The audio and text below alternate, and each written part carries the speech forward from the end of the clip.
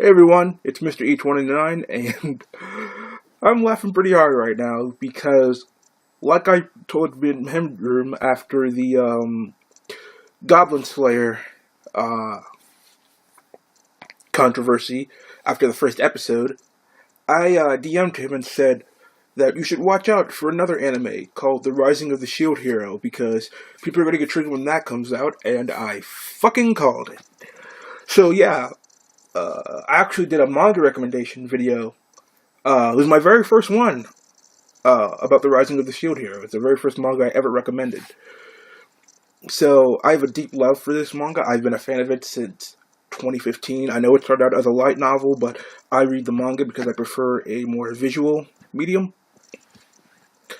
Anyway, yeah, people are triggered about this. The first episode came out, and in it, our hero is falsely accused of rape and also robbed by a woman who was supposed to be his companion on his adventure.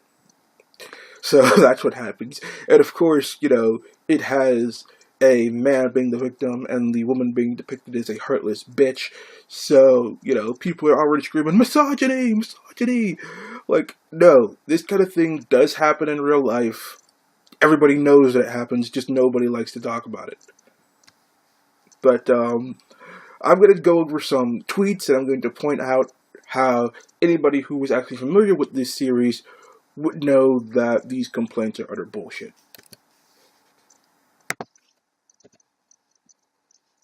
Shield Hero's inexplicably double-length premiere is 80% boring exposition about RPG world building you've already heard 7 billion times, and 20% misogynist nerd victim complex bullshit that thinks women are lying harpies who will betray them because vaginas are evil.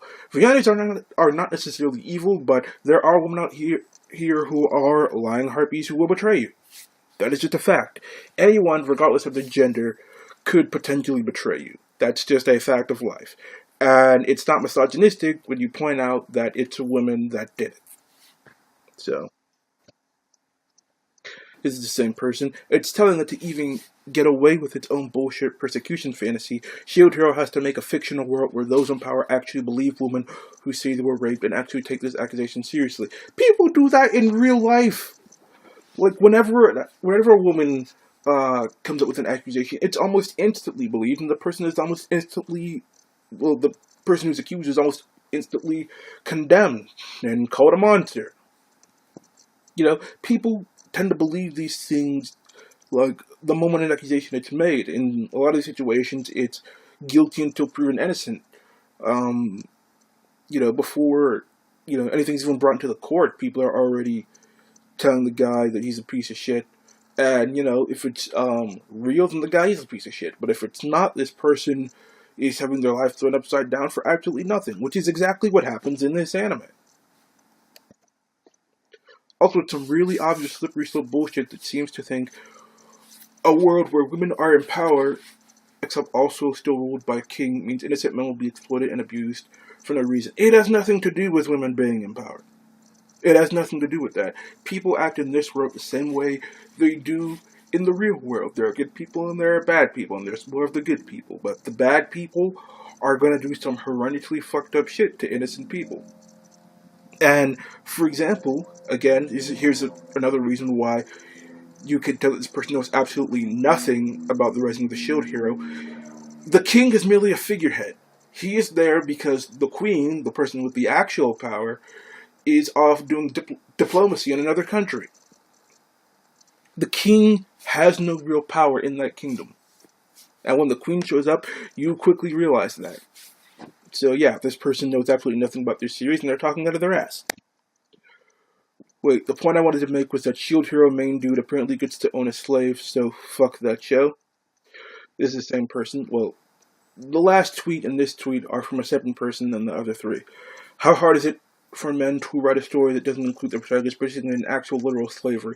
It is slavery in pretty much name only. Yes, technically he does buy her, but he doesn't treat her like a slave. He treats her like a friend, and then later on, like family. He essentially raises her like she is his daughter, and, he cures her sickness, he holds her through her night terrors, you know, he cares about her deeply. He treats her better than he treats himself. Whenever they go out to eat, he always buys her better food than the stuff that he eats. You know, it's not a master-slave relationship. It's a, companion relationship than a father-daughter relationship. And anybody who is actually familiar with this series would never be upset about it. Again, these people have seen one thing and they've heard some things, and now they're getting triggered over it because that's all they're capable of doing. They are not capable of reading deeper into something to actually get context about it. A small excerpt from the Raising of the Shield Hero light novel. Now, this excerpt is from right after he was betrayed, like literally pretty much that same day. And I think it might be the day after, but the point is, he was recently betrayed, and literally everybody in the kingdom hates him. And the thing about the Shield Hero is, he has very high defense, but extremely weak attack power. So he needs somebody else to fight for him so that he can get stronger and try and save the world. But the thing is, because of the false accusation that got spread around, literally nobody will fight alongside him. So his only recourse is to buy a slave who he can get to fight for him. And he picks this young girl. Her name is Raphtalia. Spoilers, by the way. But, yeah. And initially, because it's a woman, and a woman pretty much ruined his life in this world, he's got some pretty dark thoughts. But, that very same day, he uses medicine to cure her chronic illness, and she is having night terrors when they try to go to sleep. And you know what he does? He holds her. He tells her that he's there, that everything is alright, that he is the one who is going to protect her now, because Raphtalia lost her parents, so she is the only person, he is the only person that she has in this entire world. And he treats her, like I said before, like family, and he protects her. He takes the damage for her. He is the one putting himself in the line of fire, and Raphtalia is the one who comes along and deals the damage. He is being her shield. Like he is saying, I will always be there to shield you. Anyone who knows anything about the series would have no problem with the relationship between the main character Naofumi and Raphtalia, the girl who becomes his quote-unquote slave. But, these people don't know anything. They see or hear one thing, and then it's off to the races to be offended. They're already calling the creator a horrible misogynist, and, there are people implying that, the relationship between Naofumi and Raphtalia becomes intimate, which it never does, at least not as far as I've read. I've not read all of it.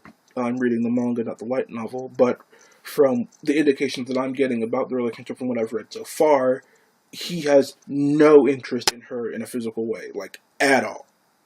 At all. He is concerned about how she is going to live if anything happens to him. That is what is going through his mind regarding her. If something happens to me, is she going to be strong enough to stand on her own? Is she going to be strong enough to defend herself?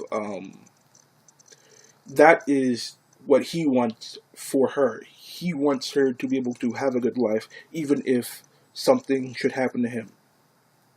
So yeah, anybody who is actually familiar with it would never think that this relationship is improper.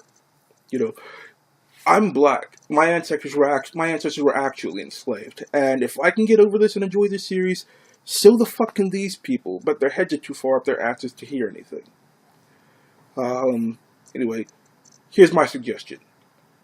Watch this anime, read the manga and or light novel, fuck the snowflakes, and if you enjoyed this video, like, comment, and subscribe, and share it. This has been Mr. E2099. It's good to be back, and I will see you all later.